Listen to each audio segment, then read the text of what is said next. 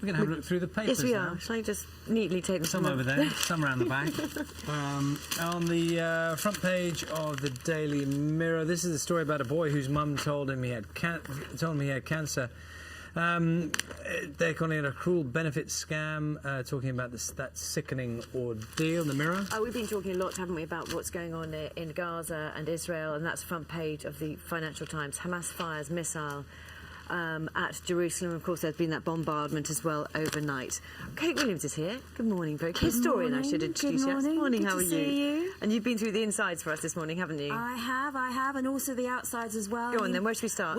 There's two big stories this morning. One is, of course, Gaza. The other big story is what was happening on Thursday. What was happening in Britain on Thursday. That people didn't turn out for the elections. And it's great to kind of look at the range of papers, because we have two different perceptions. Obviously, in The Guardian, none of the above is the headline. Electorate spurns Cameron police polls. In the Mail, it's humiliation of Lord Preza, and the Mail's got a picture of Pauline and Lord Prescott. Pauline really looking daggers at someone there. So because not he was so seeking pleased to become one of these commissioners. Yeah, so Lord Prescott was in Hull, which of course you would think was a Labour heartland. Tony Blair went up there to campaign for him. I happened to be up there filming anyway, and Tony Blair was up there in a Chinese restaurant, working Tony Blair's magic.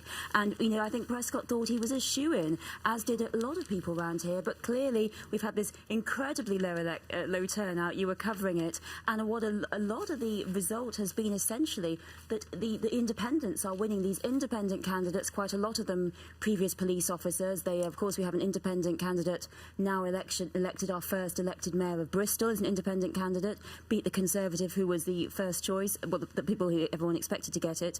And we have independent candidates winning.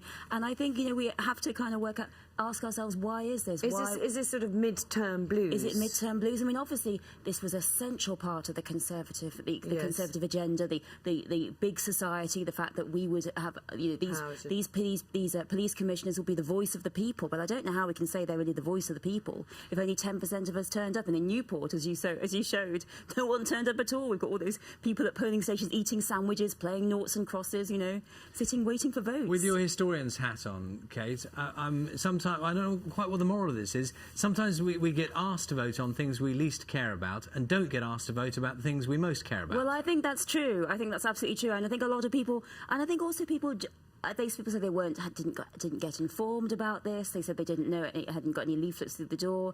And I think there's people, it was quite difficult also for the Conservative Party to push, because essentially this is costing 100 million. At the same time, we've got cuts to police budget, so it's quite tricky. But I think this is it. Obviously this is a big question. We've had people have fought for the vote. They fought for the vote for women. They fought for the vote in the old days. It was just the aristocrats, not even men of property, who got to vote. So people have fought throughout history for the vote, and will be right not to go. And just Brian, obviously, Gaza is our lead story this morning, events there.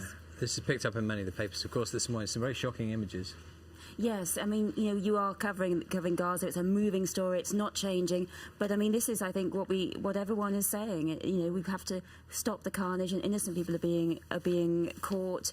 And really, I mean, this is very much a stepped-up crisis, because Hamas have these rockets that have just got so much of a longer range. They seem much more effective, and it is very concerning what's happening in the Middle East, and very worrying. We are talking to people both in Gaza and in Israel this morning. We've got more of that coming up later on the programme. Just quickly before we move on, the Daily Telegraph. This is an interesting story, isn't it? Yes, teenagers face ban on driving with friends, because basically the principle here is that a lot of the crashes that happen on our roads are caused by young drivers who have only just passed their test, particularly at night. And what they're saying here is the minister is saying, how can we cut down on this?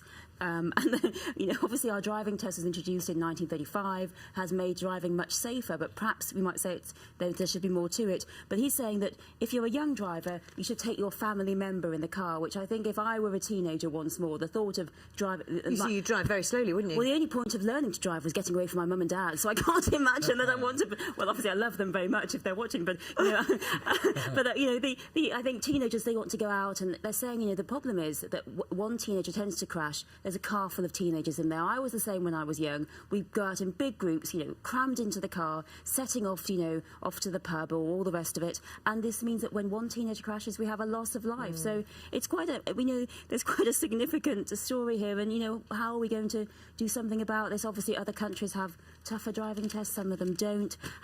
This is the big question, that it is younger drivers who are making more of the fatal mistakes, not little mistakes, but big ones. OK, Kate, I know you're going to be back in an hour's time. I so am. Thank you. More than thank you. See you there.